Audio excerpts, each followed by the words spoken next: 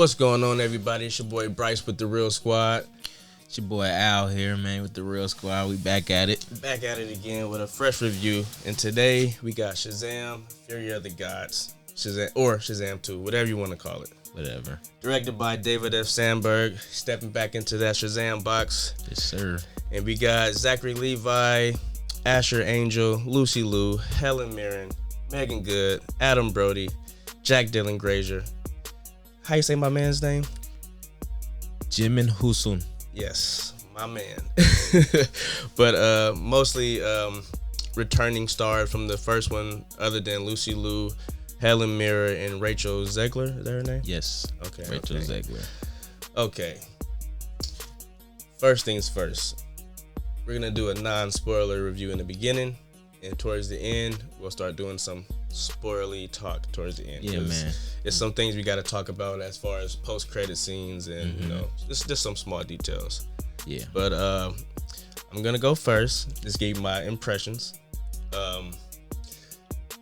I like the first movie slightly better, but I do think I don't want to say this movie was necessarily bad, but I feel like it's for sure more gauged towards the kids.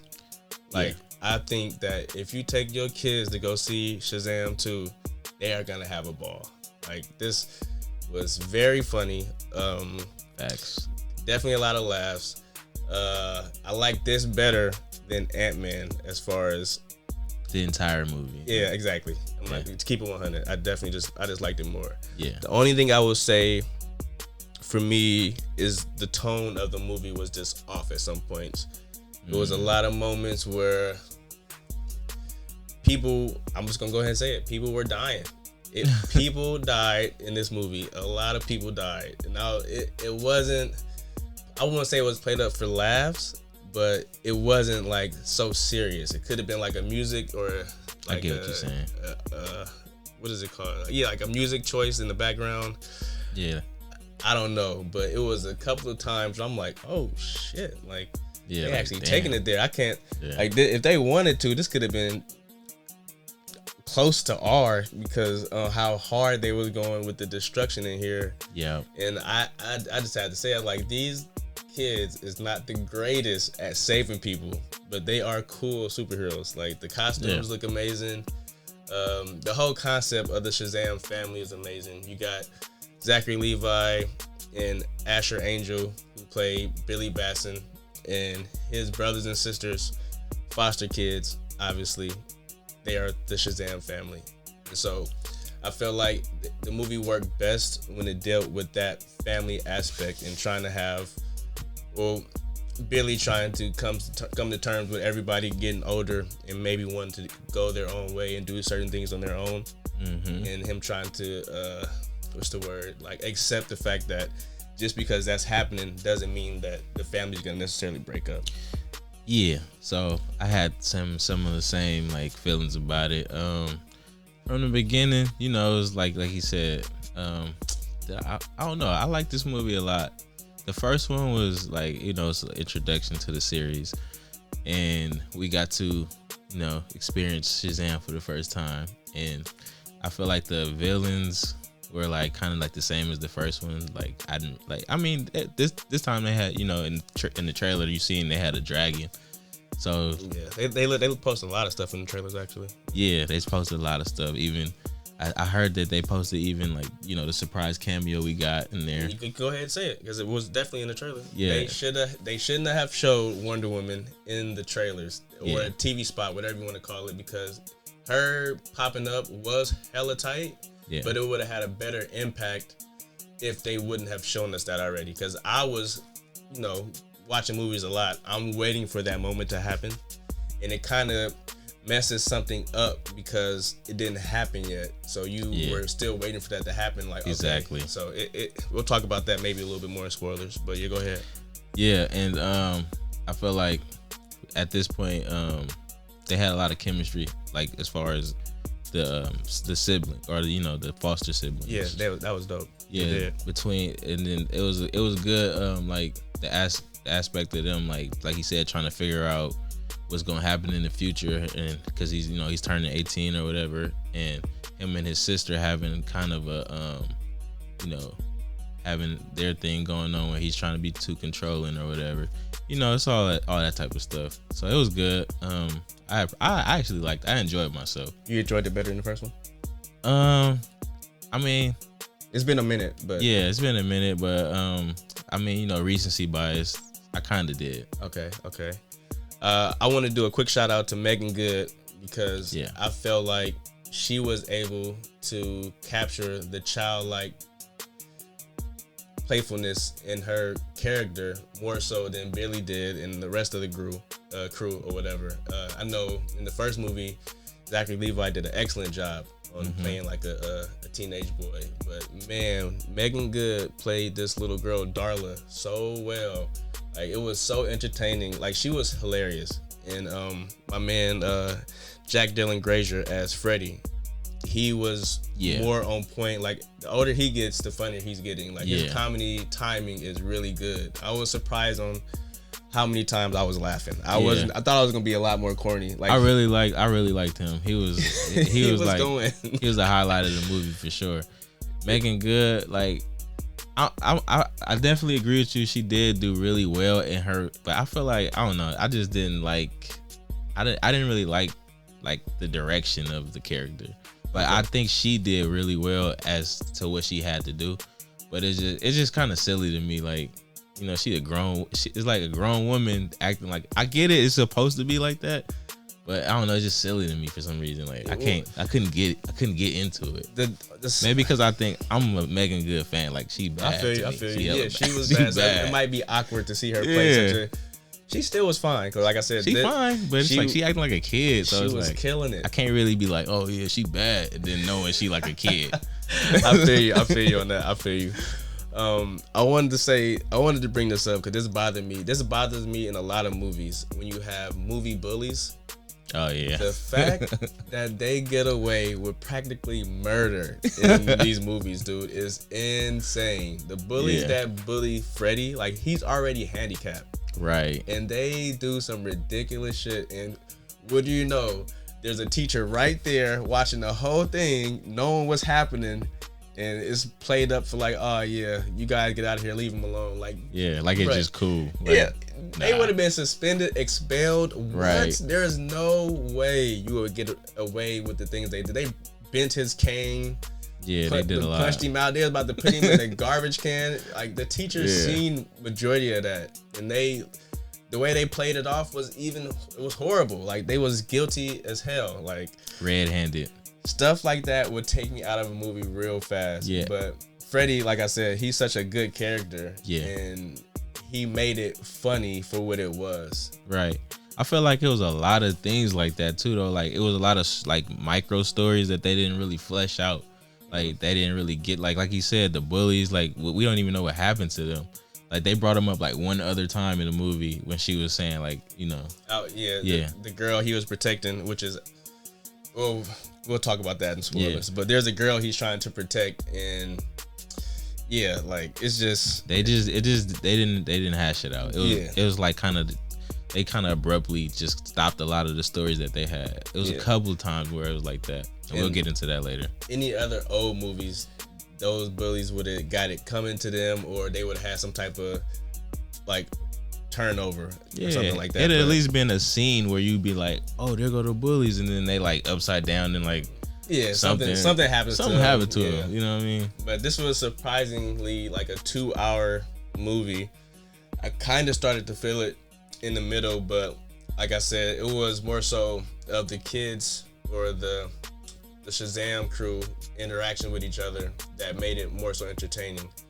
And I forgot what the mom's name is, but she is bad. She was smacking for sure. Oh my god, she was smacking for sure. The foster mom is way too fine in this. There's a couple of scenes that I'm like, okay, I see what you're doing there, David F. Sandberg. Yeah, David F. Sandberg. That's his name. Yeah, he was. The direction of the movie was okay. Like, it was very good. Like, I know he's known more for like horror stuff, because I know he did like Annabelle. Yeah, one of the better Annabelles. Yeah, and I think he had something to do with Lights Out too. Oh, a word? Yeah. Okay, I like that a lot.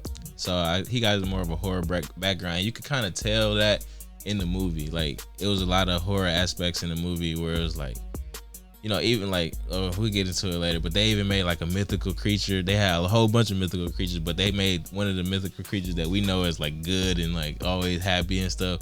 They made that creature into like an evil creature. Yeah, it was a fun play on creatures, I guess you should say. And obviously the dragon. Oh yeah, the dragon was okay. Yeah. This is where I'm gonna get into a couple of complaints. All right, should we get into the spoilers now? Or? We're right.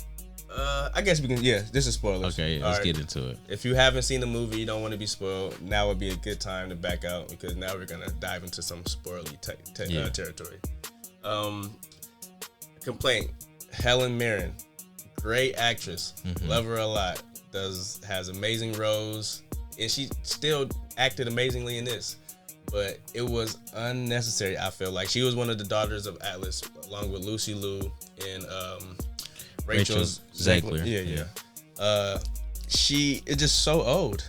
Like, you know, they probably could have did a lot more with a younger actress. You know, the age didn't matter because Lucy Liu was in the middle, Helen Mirren was at the top, and Rachel Zegler at the bottom as far as age. Like, she's much younger. She played a teen. Rachel Zegler played a teen, and Lucy Liu, like I said, was in the middle.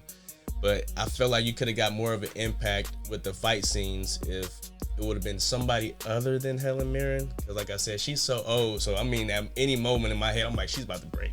Like, just clearly isn't her fighting. But it just takes you out of the movie. Nah, I get for what me, you're saying. It's unrealistic a little bit. Very unrealistic. Even though she's supposed to be playing a god. Yeah. Like I said, it was more so her charisma, as in with her lines, that really sold it. But other than like her trying to fight and do all the other stuff, nah, I wasn't feeling it. Also, like with the like you said, like she just seemed kind of like, you know, geriatric, to be nice.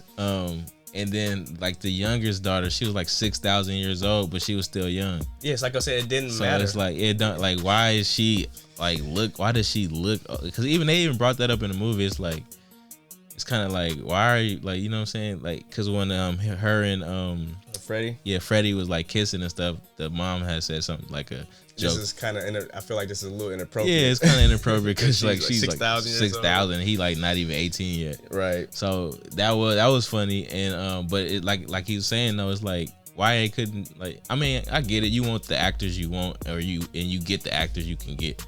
So they probably, maybe that was their only option or something. I don't know. But I feel what he's saying though. It just throws it off just a tad bit. Yeah. The whole story is the daughters of Atlas want to get the powers back from the Shazam kids. Yeah, the seed, the apple, the seed of life. Yeah, it was the tree of life or the seed of life. Yeah. The seed of life to create the tree of life. Yeah, exactly. Which was also in the possession of the Shazam kids. Right. And I felt like, you know, that was decent. It wasn't too crazy. Like I said, it was mildly entertaining. It wasn't a point where I was like, oh, whatever. You know what I'm saying? I like I said, I had a good time with it. It's just that it seemed much more geared towards like teenagers. Yeah. And kids. Really. I was gonna say like the first one was more well-rounded for everybody. Right. There was a cameo from the original Shazam. It was a TV show back in 1974 by Michael Gary. Do you remember when Shazam is fighting the dragon and the people was like cheering him on? And it's the dude with an all red shirt on. He was like, "Go ahead, Captain Marvel." Oh, that's okay. So they used to call him Captain. His original name was Captain Marvel. Okay. And in the show, he was called Captain Marvel. See, but he was the original Shazam back in the day, and I think he's a Latino actor, I believe. Yeah. So. And now you know. Right. So I thought that was like a nice little touch. I didn't notice that until like I saw like it was like a retro review of the Shazam TV show. I'm like, okay, that looks like the old guy from the movie, and sure enough, it was. Damn, that's dope. Yeah. I like when they have like callbacks like that. Yeah, that was tight. Like I appreciate that a little bit more. I thought it was weird. Like, why did you call him Captain Marvel? In the whole movie, Shazam is trying to figure out like, what is our superhero name? What's our superhero name? Like, It was just funny. Yeah, that was funny. Yeah, I was like, bro, it's obvious this is Shazam. Like, you have to literally say that to get your powers. Yeah, I didn't even know that was a question leaving out of the Right. first movie. I thought it was established that he was Shazam. Yeah, like that's, I mean, you know, and then like also like I was saying, things that didn't get fleshed out is like, you know, he had like the big thing with him and his mom, like they had a little bit of a like thing going on where he was like worried about her, and I mean at the end she did the like quick little like grab his face, but I feel like they could have kind of went into that a little bit more. They didn't have they had a lot of time, but they didn't have enough time. I know Yeah, exactly I what feel you that. mean. I feel that. They shoved that in there real fast. I mean, it worked because she was like, "Can you like depower yourself before you go fight the bad guy? I didn't fucking say goodbye to you one last time." I the get real it. you. I was like, oh my It could have God. probably took you out of it. Like I said, it would hit harder for kids for sure. Like I'm telling you, because he got teary eyed. Yeah, exactly. You gonna These, give up these your guys position. Are getting old, man. Give up your position so your mom can see your kid for him one more time, and then do it again, Shazam, and then now you off. It's like, but it played into alright. another joke where the dad was like, "This is why the house keeps getting struck by lightning." Yeah, yeah, Because exactly. He didn't know. I mean, he knew they was the superheroes at the time, but he didn't Right. know that lightning strikes them when they say the word. And so that played into another joke, which were like a lot of jokes in here. Yeah, it was fun. It was funny. Yeah. It was very funny. It had that one scene where that dude was like, "Hey, what you about to do about this bubble shit?" The That black was dude. funny. Yeah, black dude. That was like that's something a black dude to really say. Like A lot he of the said it people like that. interactions were really good. Yeah. Like, they seemed real genuine. Yeah. I wanted to bring up the point with Wonder Woman again. Like, Mm-hmm. there's a scene where, like I said, they show it in the trailer where she's in it, but it throws you off because at that point, Shazam is dead, and Yeah. you don't see Wonder Woman yet, and you know that he tells her like, "Call me," and since that didn't happen yet, we already know that he's gonna come back alive. So it kind of ruined it a little bit as far as a surprise and It did. you not being as afraid for him. The first time they showed her when he was dreaming and he was in a dream and they wasn't showing her face, I was like, oh my God, please don't let them do like that's clearly not her. Yeah, Like you feel me? But then it turned out to be funny because it was A dream sequence. the wizard. Yeah, Yeah, it turned out to be the wizard, and he's like that's how he told him about the sisters were coming, the sisters of Atlas was coming, Right. and how he messed up hella much because he like pretty much broke the staff In and the just first left movie. it. Yeah, just threw it down. They even had a little flashback to that. Yeah. Which brings us to the post-credit scenes. Mm. So if the first, it's two of them. The Yeah. first one is going to be heavily based on the Peacemaker show. If you watch the Peacemaker show, then you would know the characters they're showing. One of them is Yeah. Amelia Harcourt and John Economos, whatever you want to call him. Yeah, they work for Amanda Waller. Right. Part of that whole Suicide Squad kind of Exactly. peacemaker, The Task Force X people. Yeah. And they're coming to recruit Members Shazam for the Justice Society. Yeah, And Justice Society. it's a fun little joke because he's assuming they're about to say the Justice League, but as soon as they say Justice, he's like, "Yes, I'm in for sure." Yeah. She was like, "Society." He was like, "Wait, is that different from the one that Wonder Woman's in?" Right. And so like he is on Wonder Woman hard. Yeah. But at the end of the day, it don't even matter what team he's on. He just want to be on the team where Wonder Woman is at. Yep. But that, mind you, the actress who plays Amelia Harcourt is James Gunn's wife. So I feel like that might have been added on towards the end. Like even though the movie was finished, they might have came in and re-edited that into the post-credit scene because they had Shazam like in the middle of nowhere, like shooting bottles and cans. Like it was so random. By itself too, because I thought the whole thing was like all of us or none of us. Exactly. And he's just like off by himself. Right, just doing some random like kid stuff. Like I said, the shooting bottles with his lightning. And so I believe that was probably added on or tacked on at the end. And then we have the last post-credit scene with the bad guy from the first one. I forget his name, but there's a cameo of the Worm. And I think that's what his name is in the comics, but he's I think it was supposed to be like Mr. Mind or something. Oh, Mr. Mind is the actual guy. Oh yeah, That's yeah, the guy. yeah. So you're right. So Mr. Mind is the guy that the Worm came to see. Oh, yeah, who's the Worm supposed to be? The Worm is the Worm. Oh, it's the Worm? I think that's Okay. his name in the comics, and he's like a prominent villain in Shazam. But Okay. but like watching Peacemaker, it kind of like relates because they was dealing with the butterflies, and James Gunn is always like be creative like that. You know what I'm saying? And having that worm come in, he's gonna probably bring the most obscure characters or the most obscure villains in, and I'm like, that could have been added on too. You know what I'm saying? So all that might have just been added on. What do you feel about like as far as the DC universe with that direction? Do you think we even gonna get like a Shazam 3?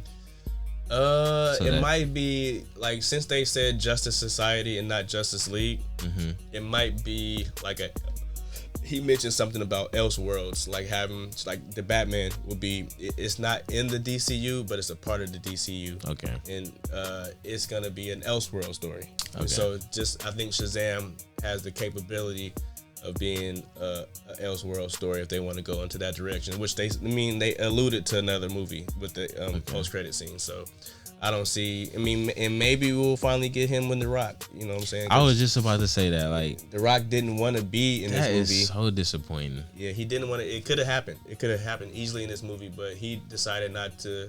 He didn't want to be a part of it. He wanted to fight Superman so bad or whatever. So that kind of like messed a lot of things up. So we may or may not see The Rock, or it could be like a recast type of situation, which they need to recast him because he's too big. Like, he's too big, bro. Yeah, like, he got too much say, bro. Like, it's a funny ass interview out there where somebody just recently asked him about it.